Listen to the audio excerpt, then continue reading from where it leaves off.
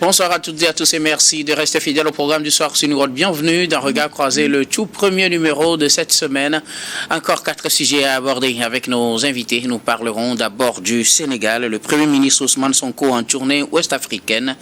Deuxième sujet, nous parlerons du Bénin et du Niger. Cotonou rejette à nouveau les accusations de Niamey. Troisième sujet, nous parlerons de la République démocratique du Congo, le ministre de la Justice livré à la justice pour détournement.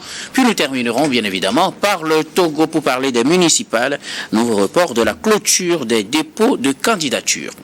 Et pour en parler ce soir, 2 invités sur ce plateau. Avec moi, Gabin Adjao, vous êtes juriste et président du directeur. Vous êtes juriste et directeur des cabinets Juris Consulting. Bonsoir Gabin et bienvenue. Bonsoir docteur, bonsoir à toutes les téléspectatrices et à tous les téléspectateurs de New TV. Merci de m'avoir invité. Merci beaucoup à vous d'avoir répondu à notre invitation. C'est moi docteur. Notre deuxième invité ce soir, Adam Adjronou. Vous êtes journaliste et analyste politique. Bonsoir Adam et bienvenue. Bonsoir docteur, merci de m'avoir invité. Bonsoir à tous et à tous ceux qui nous suivent dans le Togo profond et de par le monde. Merci beaucoup à vous d'avoir répondu à notre invitation. Avec vous, nous abordons notre premier sujet. Nous prenons la direction de Conakry ou d'Abidjan pour parler de cette tournée du Premier ministre sénégalais Ousmane Sonko qui est en tournée ouest-africaine. Il est arrivé dans la capitale ivoirienne ce 1er juin, dimanche, où il a rencontré les autorités ivoiriennes. Au menu, les discussions ont porté sur les relations plutôt entre le Sénégal et la Côte d'Ivoire. Après la Côte d'Ivoire, c'est le tour de la Guinée. Le Premier ministre se rend à Conakry pour rencontrer les autorités de ce pays, essentiellement son homologue Houri Ba, le Premier ministre guinéen. Nous en parlons avec nos invités. Le Sénégal se repositionne dans la sous-région. Son Premier ministre est en tournée ouest-africaine où il rencontre ses homologues dans la sous-région, à commencer par la Côte d'Ivoire, Gabin.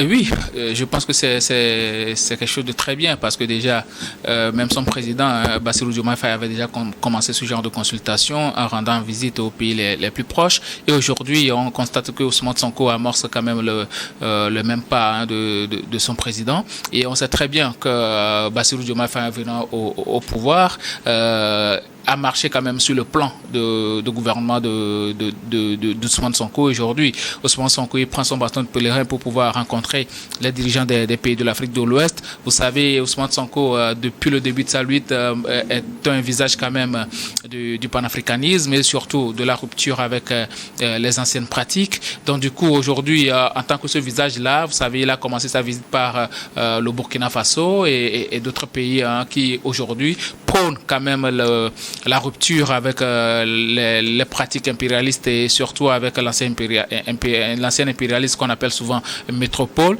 Du coup, c'est vrai qu'il a rendu visite aussi à la Côte d'Ivoire. La Côte d'Ivoire que beaucoup de personnes perçoivent comme le visage même de cet impérialisme-là, mais il ne peut pas faire fi quand même de la Côte d'Ivoire, d'autant plus que ce pays-là entretient des relations bilatérales assez poussées avec la Côte d'Ivoire. Donc du coup, il a aussi essayé quand même de rencontrer le président ivoirien, M.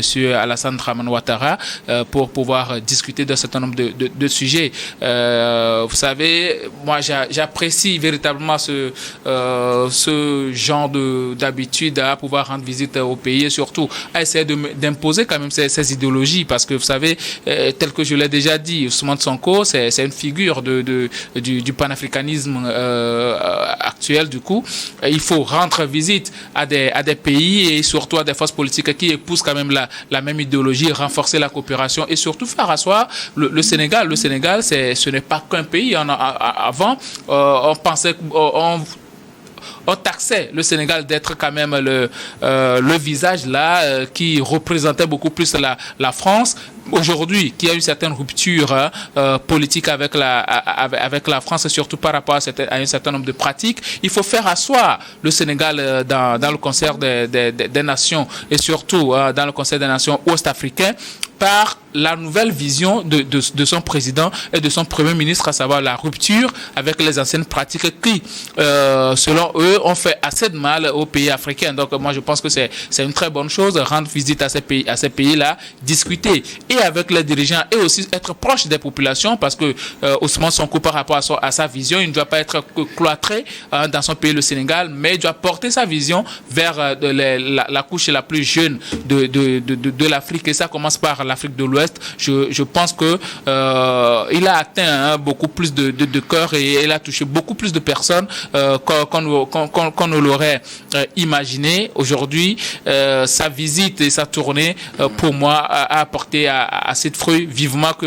ceux-là qui sont assez réticents par rapport à cette pratique nouvellement instaurée par les panafricanistes puissent aussi emboîter le pas pour qu'on puisse avoir quand même des gouvernances dignes de ce nom en Afrique de l'Ouest. Alors, je reviendrai à vous tout à l'heure pour les aspects politiques et de panafricanisme, puisque Ousmane Sonko peut-être sciemment a évité d'aborder certains aspects de la question. On y reviendra tout à l'heure, mais bien avant, Adam Adronou, Ousmane Sonko est en tournée ouest-africaine après la Côte d'Ivoire, c'est le tour de la Guinée.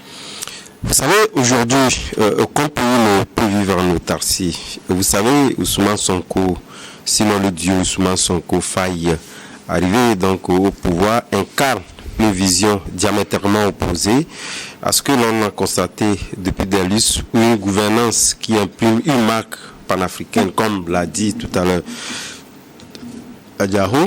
Mais au-delà de ça, cette portion est diversement appréciée à tort ou à raison dans la sous-région. Mais justement, nous savons également que le Sénégal, depuis des lustres, a imprimé également une marque liée donc à sa démocratie, qui aujourd'hui s'en est rajouté donc cette posture de rupture qu'ils incarnent. Et naturellement, étant donné que le pays est une figure de proue en ce qui concerne certaines valeurs exprimées, aussi bien par les gouvernants antécédents, il y a lieu de pouvoir donc se déplacer, de pouvoir donc s'exprimer sur ces questions-là, exprimer en tout cas cette volonté de pouvoir faire les choses autrement.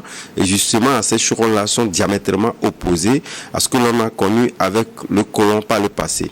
Donc c'est sur cet aspect qu'il était nécessaire que Ousmane Sonko, surtout dans un moment où les questions panafricaines sont aujourd'hui monnaie courante, et essaie donc d'être focalisé sur les grandes questions que la sous-région donc exprime.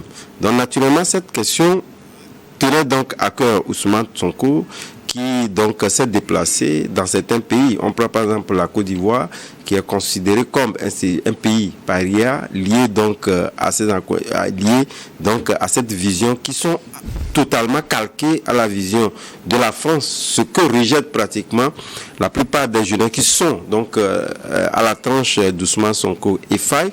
Donc naturellement, il a choisi ce pays également pour s'exprimer sur certaines grandes questions.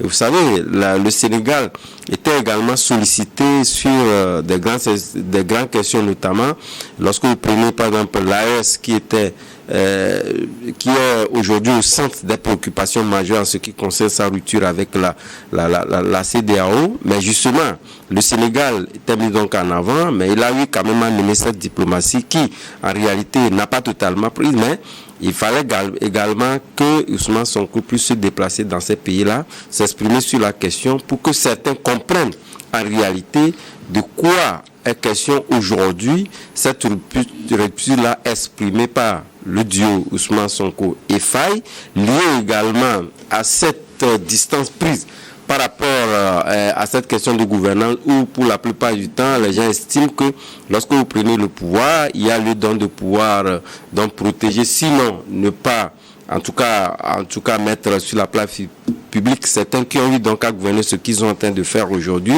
Et naturellement, vous avez dû le constater que la plupart des gens estiment que pour certains qui sont de bonne loi, que Ousmane Sonko et le dieu Ousmane Sonko et Faye pu donc s'exprimer sur certaines grandes questions qui étaient des questions comme tabou.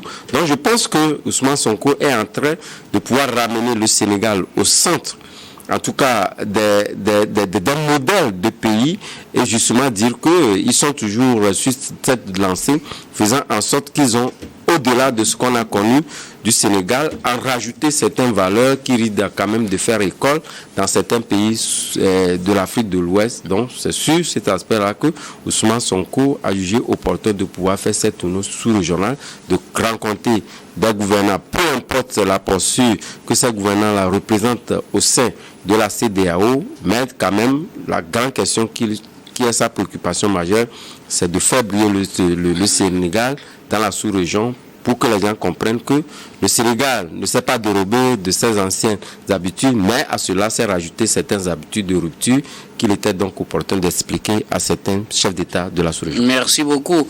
Adam Adjronou, alors, Gabin, je reviens à vous pour aborder cet autre aspect. C'est les questions abordées lors de cette tournée, bon, essentiellement pour la Côte d'Ivoire et la Guinée. En Côte d'Ivoire, on attendait Ousmane Sonko peut-être se prononcer sur les orientations politiques, mais cela n'était pas l'essentiel de sa visite. Ce n'était pas l'objet, justement, de sa visite, parce qu'on sait que la nouvelle gouvernance au Sénégal n'est pas forcément dans la même logique que celle qu'il y a en Côte d'Ivoire. Le président Alassane Ouattara a sa manière de voir les choses, le président Ousmane Bassirou Diomaye Faye a sa manière de voir les choses, et donc bien évidemment Ousmane Sonko s'est réservé d'aborder les questions de repositionnement stratégique, des questions de politique, d'orientation politique, de démocratie dans ces pays.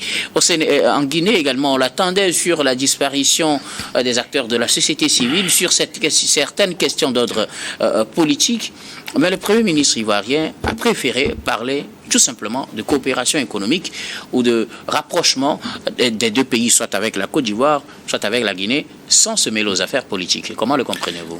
Oui, vous savez, Ousmane Sonko, c'est un homme très intelligent. Et il sait très bien que par rapport à certaines questions, même ce qu'il va dire ne va pas empêcher les autres de continuer leur orientation. Alassane Ouattara ne va pas changer de positionnement politique de la Côte d'Ivoire. Aujourd'hui, compte tenu de ce que Ousmane Sonko va lui dire, la Côte d'Ivoire a sa ligne de conduite. C'est quelqu'un comme Alassane Ouattara, quelqu'un qu'on taxe de francophile, qui dirige quand même ce pays-là. Donc, qu'est-ce qu'il faut faire aujourd'hui? C'est d'essayer de préserver quand même les intérêts du Sénégal vis-à-vis de la Côte d'Ivoire. Et qu'est-ce qu'il faut faire aujourd'hui? Essayer de discuter pour améliorer les relations bilatérales le temps encore que Alassane Ouattara est au pouvoir. Donc, je pense que Ousmane Sonko, c'est un homme qui est assez doué de raison, qui sait très bien ce qu'il cherche auprès de chaque pays, et il apporte le discours qu'il faut à chaque pays pour ne pas se faire rejeter. C'est quand même très important pour la diplomatie sénégalaise. Et dans la sous-région aujourd'hui, on n'a plus besoin de conflits interétatiques, surtout par rapport à l'orientation politique. Du coup, il faut donner à la Côte d'Ivoire ce qu'il veut. Il faut donner aussi à la Guinée ce qu'elle veut. Donc, c'est ce que le président Ousmane Sonko a essayé quand même de faire avec la Côte d'Ivoire. Il a été très policé sur les questions d'ordre politique, même certaines questions qui relèvent même de la politique intérieure de la Côte d'Ivoire. Il n'a même pas abordé ces sujets-là. Donc, peut-être il y aura des choses qui pourront être dites en sourdine, mais officiellement, il n'a pas essayé d'apporter des questions de cet ordre-là. Tout ce qu'il a eu à dire, c'est d'améliorer les relations bilatérales entre la Côte d'Ivoire et le Sénégal. Maintenant, par rapport à la Guinée aussi, il y a certaines questions qu'il ne pouvait pas aborder. Peut-être, je suis sûr et certain, qu'il a abordé officieusement avec le président Mamadi Doumbouya pour essayer quand même d'élargir certaines personnes ou bien d'éclaircir l'atmosphère politique de la Guinée. Mais la question du panafricanisme aussi, ça pose problème aujourd'hui en Guinée. Personne ne sait de quel côté se situe véritablement Mamadi Doumbouya, s'il a encore des visées politiques assez cadré sur le panafricanisme, ou bien il a changé de cadre. Personne ne sait ce qu'il fait actuellement. Donc du coup, il faut être très très très réservé par rapport à ces questions-là. Tout compte fait, comme il est en train de faire une tournée, il ne peut pas se permettre de ne pas aller vers les pays amis de très longue date avec lesquels le Sénégal partage beaucoup de valeurs. Entre-temps, je viens de le dire, avant c'était la Côte d'Ivoire, c'était le Sénégal qui était quand même l'épicentre de la France-Afrique. Aujourd'hui, le Sénégal s'est dérobé de ce rang, mais cela ne veut pas dire que le Sénégal va oublier quand même que le Sénégal est un ami de la Côte d'Ivoire. Donc il faut maintenir cette relation tout en essayant d'être beaucoup plus en accointance avec les pays qui partagent les mêmes idéologies avec les nouveaux dirigeants sénégalais. Donc je pense que au niveau de la Guinée aussi c'est la même chose. Il est très policé, quelqu'un de très réservé par rapport à certaines questions et c'est très diplomatique de sa part. Merci beaucoup à vous, Gabin Adjao. Pourquoi, selon vous, Adam, Ousmane Sonko a évité, justement, du moins officiellement, ce qui a été communiqué, d'aborder certaines questions d'ordre politique ou d'ordre stratégique, repositionnement de ces pays, leur orientation par rapport aux questions généralement abordées dans l'opinion? Il s'est réservé à parler rien que de coopération. Oui, vous l'avez dit, Ousmane Sonko s'est réservé de commenter les questions de politique intérieure des pays, parce que vous savez, en diplomatie, lorsque vous vous érigez déjà en donneur de leçons, puisque c'est de ça qu'il s'agit, puisque la plupart des pays, en tout cas chacun a sa posture, qui êtes-vous aujourd'hui pour venir donc s'exprimer en termes de donneur de leçons? Puisque cette question également, lorsque vous prenez en tout cas l'aspect panafricaniste qui s'exprime, puisque c'est de ça également qu'il s'agit, les gens, les pays, en tout cas, ont leur posture liée donc à la politique intérieure de ces pays-là. Mais je pense que dans sa philosophie, dans sa démarche, il n'était pas question de pouvoir fondamentalement aller donc s'imposer ou pratiquement aller imposer cette politique, cette nouvelle donne exprimée par le Sénégal au pays. Il était question de pouvoir donc s'exprimer sur certaines grandes questions que le Sénégal s'est donc donné le droit donc de pouvoir donc s'exprimer. Il appartient à ces pays-là de pouvoir donc de les analyser, de les apprécier comme étant donc des questions modèles sur lesquelles on peut calquer donc la gouvernance locale. Mais pour lui, tout de suite, à partir du moment où vous commencez déjà par poser des questions, commenter déjà les questions de politique intérieure, vous êtes déjà en porte-à-faux. Et naturellement, il y aura d'autres voix qui risqueraient donc en tout cas de mettre les bâtons dans les roues de secours et d'ailleurs même de fausser l'idéal de cette question donc vous portez. C'est en ce sens que Ousmane Sonko est dans, je pense que c'est une très bonne politique qui a été donc exprimée de ne pas s'exprimer, surtout étant donc dans ces pays-là, même si les acteurs de la société civile et certains ONG, surtout lorsque nous prenons le cas de la Guinée, où ces questions-là sont considérées comme des questions de brimage des droits humains, il était question donc de ne pas s'exprimer sur ces questions-là pour ne pas irriter naturellement le pouvoir central, mais au-delà de tout, de ne pas donner l'impression de pouvoir donc satisfaire ou de satisfaire à ces opinions-là qui sont sur les réseaux sociaux. Nous parlons ici donc d'un gouvernement qui est assez structuré, un gouvernement assez responsable.